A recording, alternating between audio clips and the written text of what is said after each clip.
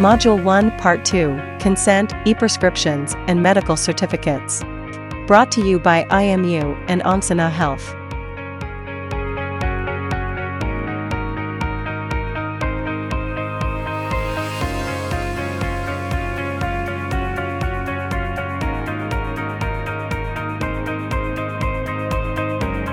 This session is delivered by Ms. Charlene Adrian Chin, a partner at Raja, Darrell & Lowe. By the end of this session, you will be able to describe the components of consent for a telehealth encounter, describe the limits of e-prescribing for controlled and uncontrolled substances according to relevant laws of Malaysia, describe the regulations concerning the issuance of medical certificates following a virtual consultation. I'm going to start with for my session, there'll be three topics that we'll cover today: consent, e-prescriptions, and medical certificates. All right, now, before we move on to the first one, and that's consent in teleconsultation, Aisha, if you could launch the poll, the first question. I'm going to give you a few seconds to just log in your answer, A, B, C, or D. Just pick one. I'm also going to just choose one. Let's move on. I will deal with the question in the poll as we go along, all right? Now, we'll talk about consent. And the first thing I would like to bring to your attention actually is this. There we go, all right? So advice of risk is not the same as consent. Now, I've chosen to actually start with a statement because a lot of, the polls have just come up again. I'm just going to close that. All right. So a lot of doctors and legal practitioners actually tend to confuse the two, right? When we talk about advice of risk, they often think we're talking about consent. And when we talk about consent, they also often think that we're talking about the advice of risk. Now, why do I say that they're both different things? Number one. Not listening. Okay. The advice of risk is actually to protect you from a claim in negligence. Right? So if you fail to advise a patient of risks, then you're opening yourself up to a civil suit premised on the cause of action that is known as negligence. Why? Because as doctors, you have a duty to advise of the material risks that's involved in the proposed treatment. Consent, on the other hand, is actually to protect you from a crime of battery. So that means you can actually be charged in court, okay? Or the tort of trespass to the person, right? So they're actually different things, right? And at its core is also different things. So when we talk about advice of risk is it only is limited to negligence because it's a duty that the doctor has to do, all right? Whereas consent, it also can go into the realm of criminal offenses, which is the crime of battery. And why is that? It's because of patient autonomy, right? Everyone is entitled to himself or herself, right? And before you actually lay your hands on anyone, you need their consent. And that actually is the historical beginnings of consent, right? So the two are actually very different. So today we're talking about consent, okay? So there are three types of consent in a teleconsultation, which I would like to highlight. Number one is the consent to proceed with teleconsultation. So even before you start the teleconsult, you should actually get consent. Number two is consent to record the teleconsultation. Okay, so a lot of the times people actually confuse the first and the second consent, right? And thirdly is the most broad-based and perhaps the most common type of consent that we know, which is consent to treatment. Now let's explore the first one first. Consent to proceed with teleconsultation. Now this is what you're actually required to do. You actually have to discuss with the patient at the start of the teleconsultation. So I'm just going to pause a little bit here. Now, in a physical consultation, what do? Tell the nurse, patient is next, the patient walks through your door, and then the patient sits next to you, and you start talking to the patient, right? And what do you talk about? The patient tells you about his or her symptoms, what their complaints are, and then you go into consultation. Whereas when you have a teleconsultation, you have to change things a little bit. Now, before you start asking the patient about his or her symptoms, you actually have to talk about the permission to proceed with teleconsultation. So what do you discuss with the patient? Number one, the appropriateness of the platform. Okay, we cannot assume that the virtual platform is suitable for all types of consultation, right? I'll give you an example, a real life example, which happened in the United States. A patient actually consulted a dermatologist through a teleconsultation. Okay. And we know, I don't know how many of us here, later I'm going to ask us to probably turn on our cameras and see a show of hands of how many of us, I don't know how many of us actually know that there is this touch-up function on Zoom, which is godsend. And sometimes we don't know whether that function is on. The patient may not intentionally turn it on, but it may be someone who's used the device before the patient and switched on that function. All right. So the appearance would be somewhat smoother, I would hope, than what the real appearance might be. Okay, so is that appropriate? Okay, so there are a lot, I'm just giving one example, but there are a lot of, sometimes it's not just the appearances, it could also be the level of seriousness that may not suit a teleconsultation. You may then have to convert it immediately to a physical consultation. So number one is appropriateness, remember that. Number two, the risks and limitations. In order for us to advise of the risks and limitations, we first need to know the product, or rather the platform. Okay, so you need to be very familiar with what is it that you're using. Don't think that just because you're, digitally savvy, it therefore translates to you being able to carry out a teleconsultation well. Not necessarily, right? We need to discuss with patients the risks and limitations, not of the medical treatment, but more of teleconsultation.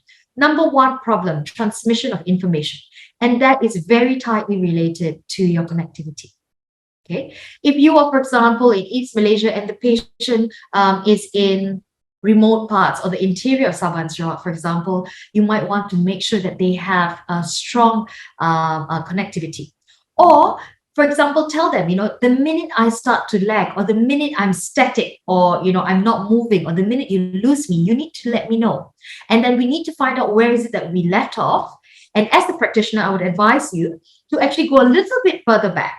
Right? Because a simple sentence, for example, like, I do not think surgery is necessary at this moment. And if they lose you momentarily in the middle of the sentence, it could perhaps be, I think surgery is necessary at this moment. Very, very different. Okay. So be very aware of that. Have that discussion with the patient before that. And also tell them about the insufficiency of examination. That's another big thing we see with the cases that do come out later with teleconsultation. Right? What can you see beyond this four sides of the screen? You can't see anything. You don't know where you don't know where I am because of the virtual background. Be aware, that's also another feature. Okay. You don't know if I'm in a private place. You don't know if there's anyone in the room with me. You can't see my hands. Well, you can't see now. You could see my fingers earlier on. You can't see below my chest. All right. So even if it's a consultation which you require to maybe assess the patient in totality or more than what the screen presents, then bear in mind these limitations. That's number two. Number three, the third and final thing are actually privacy issues. We've had doctors being charged with a breach of confidentiality, not in a teleconsultation, but breach of confidentiality in general. Look at the patient. Well, before we look at the patient, let's start with ourselves first, okay? Make sure you're in a suitable place. Always good to have a designated spot that's comfortable, all right? And that you have space to take notes, whatever notes you need, or access the medical records, all right? Make sure there's good connectivity as well. Then I want you to observe the patient that's in front of you. Are they in a private place, or are they in Starbucks or Coffee Bean just having the consultation there? Is that an appropriate place? Perhaps not. Do they have anyone in the room?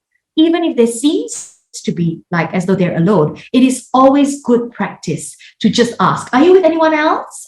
Is there anyone there? Also, because then you know, and you can also record that down in the medical records. And it's also always good to know who the patient is always with. All right. And if you sense that, it might just be, someone that, they feel that they're a bit uncomfortable, you can always at any juncture always just say, are you comfortable with the setup? Do you want to reschedule the teleconsultation, for example? Okay. So these are the three issues you want to always advise the patient of: the appropriateness, the risk and limitations, and the privacy issues. They are actually listed down in the MMC's guidelines on virtual consultations. Now, the whole purpose of this discussion is to get the patient's agreement to proceed with teleconsultation. All right, so that's the first type of consent. Now, the second type of consent is consent to record the teleconsultation.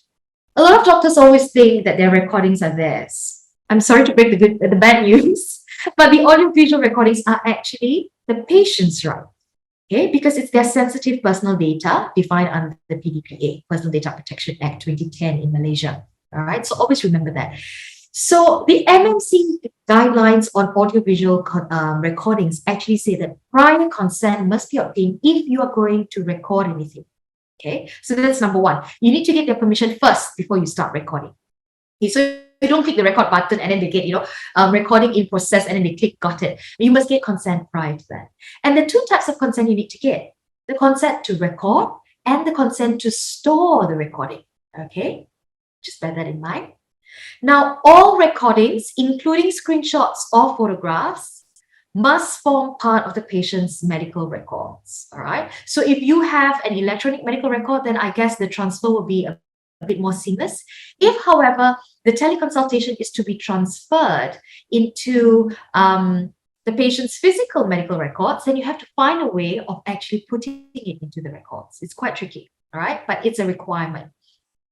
Now, consent for treatment, this is the third one and the most broad one, okay?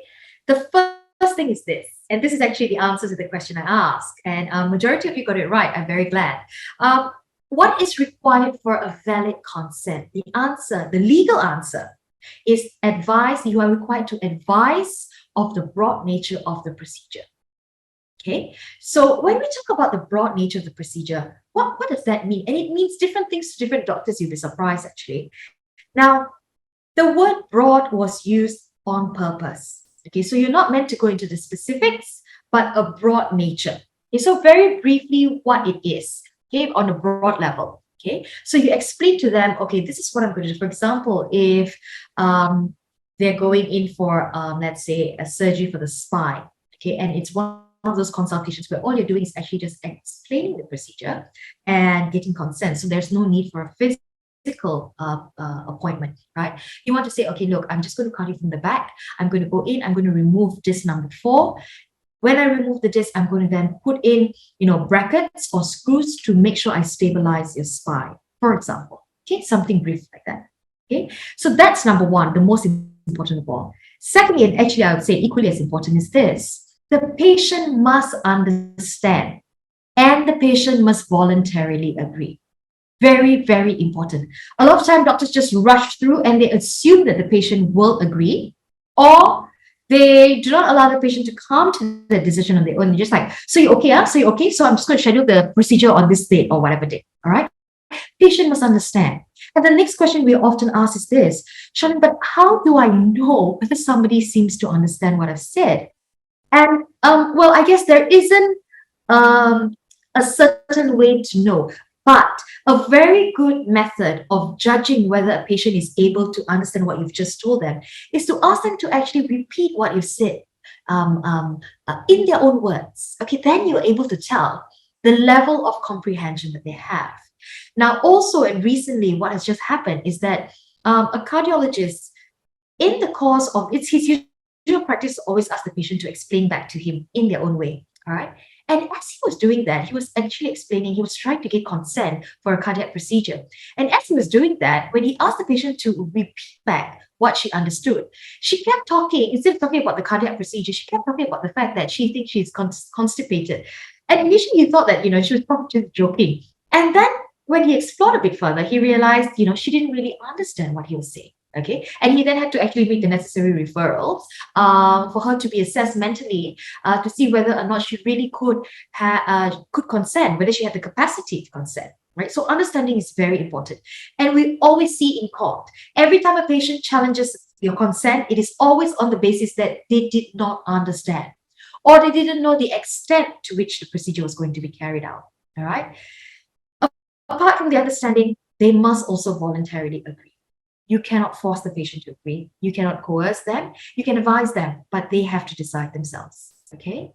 Next, for those of you who are practicing in private healthcare facilities or private platforms, there is actually a requirement for consent to be obtained in the written form, and that is in the 2006 regulations of the Private Healthcare and Facilities Act. Okay, so if you're in private practice, especially if it's invasive and if the treatment is, or if the patient is in a serious condition, you have to get consent in writing.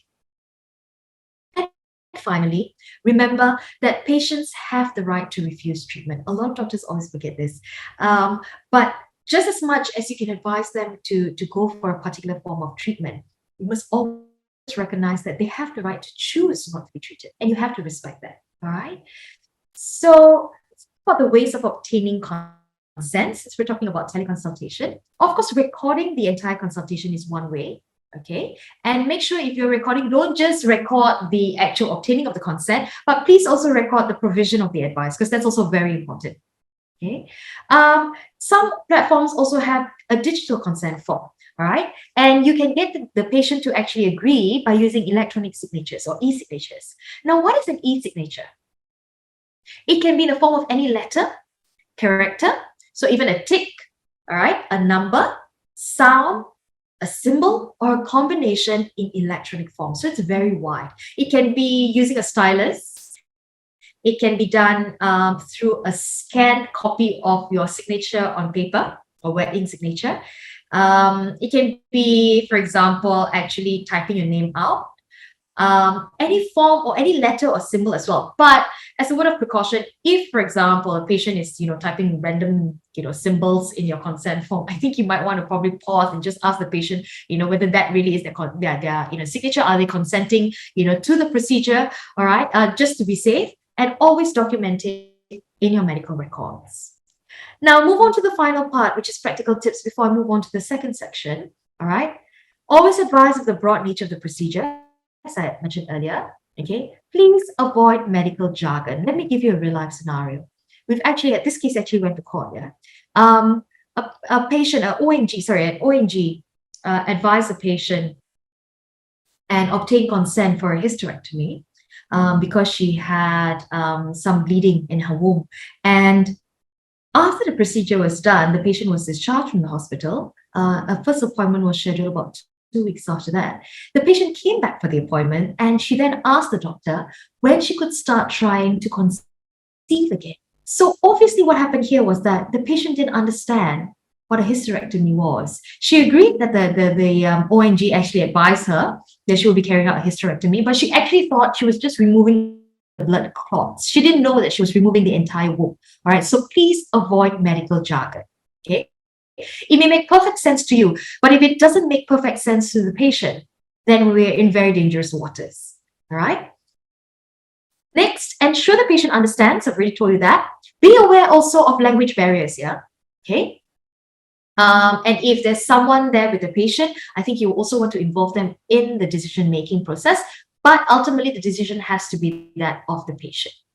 And finally, please always document the consent-taking process. Now, I'm going to take a few seconds here to underscore and highlight the absolute importance of your documentation. Okay, I defend doctors day in, day out, every day. I'm either before the MMC, the dental council, or the court. What is it that is going to speak on your behalf? It is your medical records. All right. And the good thing is that you have every control over what is contained in the medical records. So please do not take it for granted. Always take the time to document. And I'm telling you, if anything goes wrong, it will be worth your time, right? And never think that it can never happen to you. It only happens to other people. It can happen even to the best of us. It can even happen even if you've done everything right. Right? So always remember to document, not just the consent-taking process, but just your findings in general. All right? Okay, now I move on to the second section, and that's e-prescriptions. Aisha, can we just launch the second question? Thank you. A very short question, and that's it. And this is it. Can prescriptions be transmitted digitally? Yes, no, or C, the fence is comfortable. Let's just take a few seconds. Let me see. Okay, I'm going to log in my answers. And in 3, 2, 1, Aisha, if we could just end the poll and publish the results. Oh, brilliant. A large majority, probably one of us said no. So generally, we think that e-prescriptions can be transmitted digitally. I would like to know later on, for all of those who've answered, are you telehealth practitioners or is it an educated guess? So just remind me later in the Q&A. But okay, I'm just going to close that and move on to the e-prescriptions, yeah? Okay. All right, remember when I talk about consent, I spoke about how advice and consent are not the same thing. I'm going to do the same with e-prescriptions. I'm going to start by saying unregistered drugs is not the same as off-label use of drugs. And we thought that that was quite clear, but we actually, we've heard doctors actually get a bit confused with this. Now, the starting position is this, I think, okay? For the prescription of drugs, it must be in respect of a registered drug. Okay, and it must be prescribed by a person who is licensed. Now, so that's the general starting point. Now, let's go back to the first point, unregistered drugs and off-label use of drugs. If it's unregistered, you can't use it. You can only use registered drugs, right? And from registered drugs, you may use some of those drugs for off-label use. For example, Cytotec or misoprostol was initially manufactured for stomach ulcers. But we also know that they're widely used for the augmentation or the induction of labor as well. So that would be considered an off-label use, all right? But they're not the same, okay? So starting point, only use registered drugs and only a person who is licensed can prescribe drugs. Now, this is interesting. A sale of medicine can be done via a system that connects the patient with a doctor or a licensed pharmacist. We see this all the time. Right? So it is allowed, the sale of medicine. Okay. Now, prescriptions, on the other hand, all right, if it's issued electronically, it must comply with two things. Number one, the Poisons Act, and it must be signed by a registered medical practitioner in compliance with the Digital Signatures Act. I've given you the definition of an electronic signature. Okay. Now, this is actually, I think, the answer to the question. You're all right. Prescriptions can be transmitted digitally. But what is the area of concern here? It is this point. Consultations must be carried out first, followed then by a prescription. There are some models out there which does the converse, right? They allow you to pick the medications first, and then it's followed by a consultation with the doctor. And then the doctor sort of vets through and sees whether the medication that you've chosen for yourself is appropriate or not. Okay. The consultation, MOH, the pharmacy, the division says that the consultation has to come up first. There's actually guidelines of this. Okay. Now, my word of caution is this. For all of you out there who wish to establish a system where you are selling medication online, please submit an SOP and the process flow to the Pharmacy Enforcement Division of MOH first for their feedback. And once they give you the green light, then you go ahead. So should they come knocking on your door later on, right, you can always just say, wait a second, I've submitted this to you, you said it's okay, I should be then all right. Okay, so just bear in mind, e-prescriptions allowed, digital prescriptions also allowed online, but the consultation has to be carried out first, followed by the prescription, not the other way around. So now we go on to MCs actually in telehealth. Aisha, let's move on to the third question. All right, this is our third question. Can medical certs be issued following a teleconsultation? A, yes. B, no. C, I don't know, you tell me. Yes, I will tell you in a moment, but maybe just take a guess first. Can MCs be issued following a teleconsultation? Yes, no, or I don't know. I'm going to submit my answer. Aisha, perhaps in 5 seconds, I'll leave it to you to publish the results when we're ready. Brilliant. Okay, so just slightly over majority, 60% has said yes, I can. 27% says no, and some says I don't know. Okay. All right, now let's go and have a look. Okay, so the third section is actually MCs. Now, the question I'm often always asked by doctors when it comes to MCs, actually, just in general, I'm talking about MCs in general first. Should I include the diagnosis in the MC? Usually MCs, they are designed to actually put in a diagnosis there. But the question is, should I or should I not? Always remember, patients' right to privacy and confidentiality is paramount. Okay. So you don't have to. It's not required. Okay. And whenever I tell doctors this, they always say, but the employers will sometimes call me up and, people from the HR department, and they're like, Dr. So can you just tell us why, this person was not able to come to office? We just want to verify. And if you get that call, doctors, please make sure you obtain the patient's consent. So it's either you obtain consent or you ask the person you're speaking to, right, whether they've obtained the patient's consent. If they say yes, please make sure you cite the consent first. Is it a written statement or an email saying, yes, you may proceed to call so and so to just clarify or verify why I was an MC. Okay. Remember, always obtain the patient's consent before you divulge any information. If not, you may be in breach of confidentiality. And please record the patient's consent, or if they don't agree, then you want to record that as well in the patient's medical records. All right. Now, what are the details that should be included? Quite standard. This slide, I think we have no issue. All right. Number one, the name and details of the patient. All right. So the patient's patient number or the IC as well. The date of the examination. Most of you all put that. The duration. The date of the examination and the dates of the duration of sick leave. This is important. A lot of doctors always write when I examine the patient. They will also then write how many days the patient should be on MC. Okay, so for example, you write 5 days and the patient sees you on a Wednesday.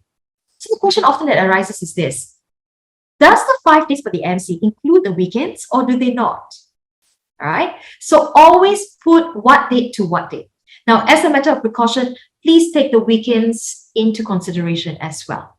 All right. Okay. Column number 3. It must have a serial number and a carbon copy must be retained by the doctor. It's mostly for check and balances. Okay. In case there's any issue with any of the MCs, you always then have a source to go back and check with.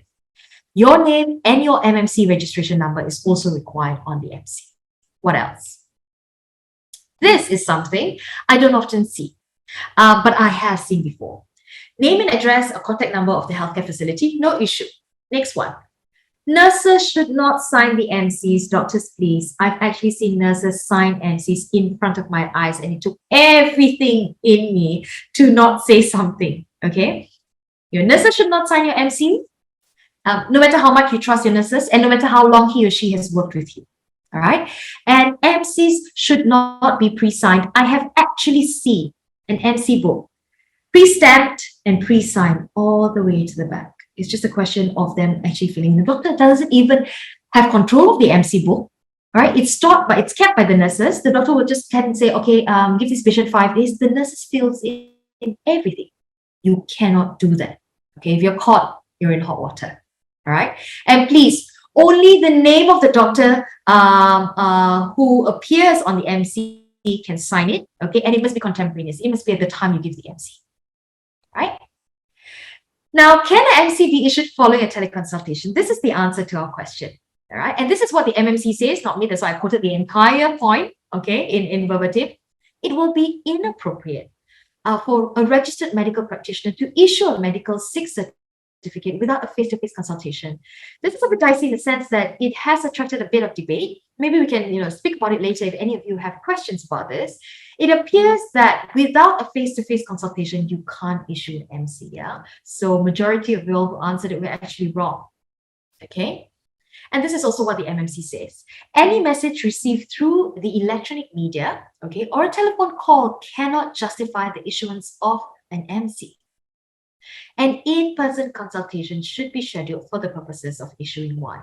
All right. Now let's just take a little bit of an example. Now imagine if, I guess I'm just trying to understand where the MMC is coming from. I think they're doing it out of abundance of caution, right? Because there's so many limitations. It's a bit difficult to tell whether the patient is truly ill or whether the patient, and how long, if the patient is truly ill, how long the MC should be for. All right. But this is still, I guess, open up for discussion.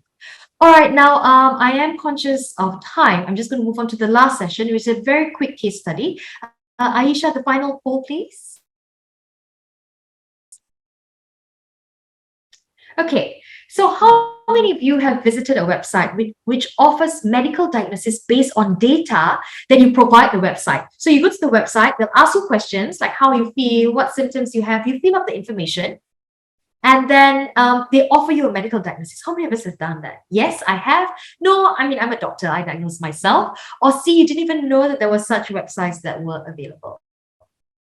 I've submitted my answer. Whenever you're ready, Aisha, you may just publish the results. Oh, okay. So we have a tie, 40% that says, yes, I have, but 40 equally as many don't know about the existence of such websites. And very interestingly, 20% of you doctors diagnose yourselves. Okay, brilliant. Now, let's just have a very quick case study. And this is a case study actually that happened in the UK. Okay, this is Caritas and the GMC, the UK, 2003. Now, this is the brief facts. 1999, patient has been seeing a GP. Okay, he had severe cognitive impairment and he was diagnosed with Alzheimer's. So later on, a few years down the line, he then went to a website which was run by this Dr. Caritas, all right, and it provided information about andropause, where low levels of testosterone, for example, okay, and it provided a screening facility, exactly what I just explained to you earlier on. And after the patient filled in his information, an andrology report was actually produced, and in that report, Dr. Caritas suggested testosterone therapy. So his wife then went to the GP and said, hey, this is what is being diagnosed, what is being recommended. And the GP disagreed, all right? So the patient's wife went back to Dr. Caritas, went to the website and said, hey, this GP thinks otherwise. And he sent an email to Dr. Caritas and sent an email to the patient's wife saying, the GP you consulted is wrong. I'm right. The wife went to forward that email to the GP, and the GP was obviously unhappy. He had a call with the Dr. Caritas and he said, look, I'm unhappy with this. I'm referring the matter to the GMC. That's how the complaint started. So it was actually a doctor complaining against another doctor. And in the end, Dr. Caritas was actually charged, okay? He was found guilty of professional misconduct, and he was charged with 3 things: failing to access the medical records because there was no medical records that he referred to, recommending an excessive dose of testosterone, and that he failed to warn of risks. Now, he was found guilty. Okay, so I'm getting a bit of feedback. If I could just ask the participants to mute yourselves. Yep, I'll be doing that. Brilliant. Thank you very much, Aisha. I'll proceed now. So he was found guilty, okay, and some conditions were imposed on his registration for 18 months. There were 3 conditions. He couldn't practice directly or indirectly through the website, had to attend academic training, and he was restricted from making any prescription. He appealed, okay, and on appeal, they actually removed the 2 conditions. All right, so what are some of the lessons that we've learned? This is a real life example. Make sure there is sufficient and appropriate examination before diagnosing. Everything we discussed in the beginning, time that happened in this case, right? Recognize the limitations of a teleconsultation. Recognize the limitations that you have with examining and diagnosing, and that will then lead on to prescription as well, okay? And remember, when it is important to convert or maybe schedule a follow-up consultation physically, please do not hesitate to do that, all right? And I'll just end on this. The future, this is what I think I foresee. I think we really need to embrace change. And very important, I think, is ensure that you are adequately covered. Your indemnity or insurance, please make sure you know exactly what you're covered for and make sure that it is sufficient. All right, always check. If you're practicing telehealth, check if there's anything that goes wrong, that you're also covered for telehealth. All right. And again, I think courses like this are absolutely vital for doctors because they underscore the importance of knowing what your legal and ethical duties are. And when you know what your duties are, that's how you stay away from problems. Okay. So that is all from me. Thank you very much.